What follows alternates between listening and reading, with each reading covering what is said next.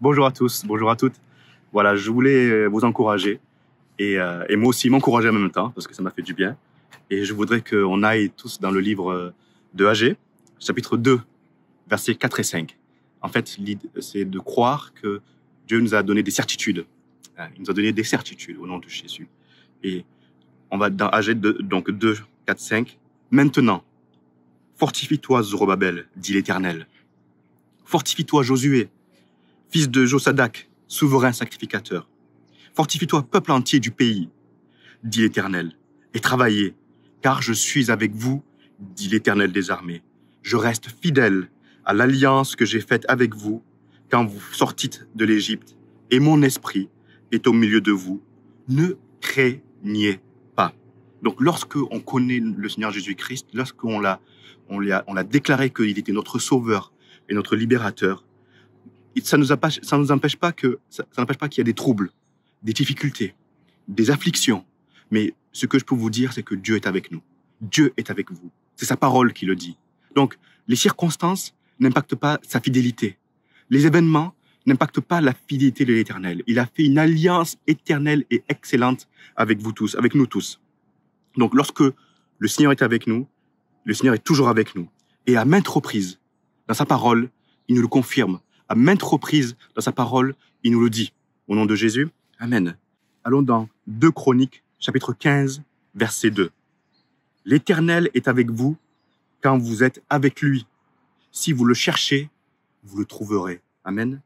2 Chroniques 20, 17. Ce ne sera point à vous de combattre en cette bataille. Présentez-vous, tenez-vous là, et voyez la délivrance que l'Éternel va vous donner, Juda et Jérusalem. Ne craignez point et ne soyez point effrayés. Demain, sortez au-devant d'eux, et l'Éternel sera avec vous. Jérémie 42, 11. Ne craignez point le roi de Babylone, dont vous avez peur. Ne le craignez pas, dit l'Éternel. Car je suis avec vous pour vous sauver et pour vous délivrer de sa main. Amen. Et Agée, qui dit, fortifie-toi, peuple entier du pays, dit l'Éternel. Et travaillez, car je suis avec vous, dit l'Éternel des armées. Jésus lui-même le dit dans Matthieu 28, 20. Il dit, je suis avec vous tous les jours jusqu'à la fin du monde. Notre Dieu est fidèle. Notre Dieu est présent. Rien n'empêche la présence de Dieu. C'est à nous de le chercher, c'est à nous de le croire. Nous devons croire que Dieu est là. Nous devons croire qu'il est avec nous. Nous devons croire qu'il est en nous.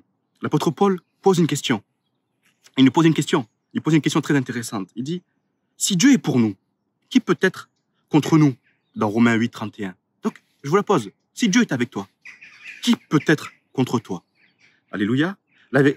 L'idée n'est pas de, moi, je ne veux pas vous dire, voilà, je ne veux pas vous faire une liste d'adversaires. Je ne veux pas vous faire une liste d'ennemis. Je ne veux pas vous faire une liste d'événements qui iraient contre vous. Mais ce que je veux vous amener, ce que je veux vous encourager, c'est que Dieu est avec vous. Dieu est avec vous. Les circonstances, les événements n'empêchent pas le désir de Dieu de vivre en vous. Il n'empêche pas le désir pour celui qui le craint de vivre en lui, au nom de Jésus. Il nous dit de l'attendre, de le chercher. Et on le trouvera. Jésus confirme, affirme et déclare qu'il est avec nous jusqu'à la fin des temps. Amen. Donc, nous appartenons à Dieu.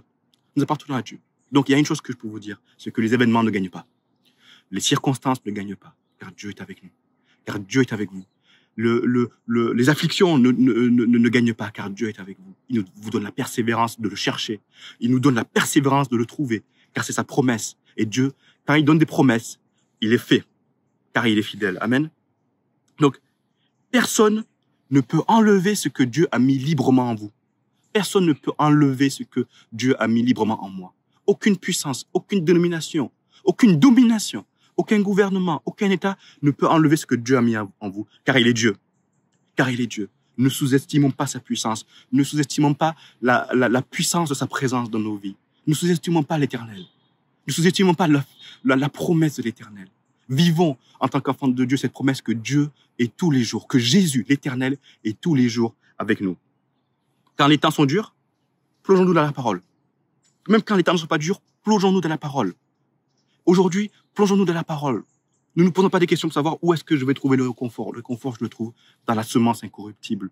Je le trouve dans l'enracinement dans sa parole, qui est la révélation de sa justice. Je le trouve dans l'enracinement de mon Seigneur Jésus-Christ. Amen. Lisez, proclamez les promesses. Proclamons les promesses de la parole. Proclamons les promesses de l'Éternel qui sont justes et véritables et éternelles. Et pour tous ceux qui le craignent. Elles sont pour tous ceux qui le craignent. Amen. Lisons, proclamons sa puissance. Proclamons la puissance de l'Éternel. Proclamons la force de l'Éternel. Proclamons la bonté de l'Éternel. Proclamons la fidélité de l'Éternel. En tout temps, ne nous tournons pas vers ce qui se passe autour de nous. Je regarde ni à droite ni à gauche, je regarde devant moi où il y a le bonheur. Je regarde devant moi où il y a la fidélité. Je regarde devant moi où il y a l'accomplissement des promesses de l'Éternel. Amen. Lisons comment il a aidé, comment il a élevé des hommes et des femmes, comment il a sauvé, comment il a délivré son peuple, comment il a fait des miracles. Lisons, enracinons-nous. En lisant ce qu'il fait, il nous restaure. En lisant sa parole, il nous restaure. Et notre foi augmente. Parce que notre foi ne peut venir que de sa parole, guidée par son Esprit Saint. Alléluia. Dans ces temps de tumulte, lisons la parole, plongeons-nous dans sa présence. C'est là que nous allons retirer de la force, nous allons avoir de la joie, de la paix et de la foi, mes frères et sœurs, de la foi. C'est-à-dire que là, ce que nos yeux voient ne seront pas troublés parce que nous sommes enracinés dans la foi. Au nom de Jésus, amen. Étudions la parole. Étudions la parole et notre foi sera encore plus forte. Lisons la parole et notre foi sera encore plus forte. Prions, louons l'Éternel et notre foi sera encore plus forte. Ne nous laissons pas aller à des critiques ou bien à des paroles qui sont vaines. Glorifions l'Éternel. Que nos paroles servent à quelque chose, alors à glorifier l'Éternel, à encourager, à louer, à proclamer ses bontés. Et plus nous aurons confiance, et plus nous verrons que notre Dieu est digne de confiance. Nous voyons que notre Dieu est digne de confiance. Plus vous lirez, plus vous vous abandonnerez, et plus vous aurez envie encore de vous abandonner, et plus vous aurez envie encore d'invoquer l'Éternel. Plus vous aurez encore envie d'invoquer son Saint-Nom au nom de Jésus. Prenez courage en la présence de l'Éternel. Prenez courage. Le psalmiste, il dit, comment rendrai-je à l'Éternel tous les bienfaits qu'il m'a fait? Il pose cette question. Comment rendrai-je à l'Éternel? Comment rendrez-vous à l'Éternel?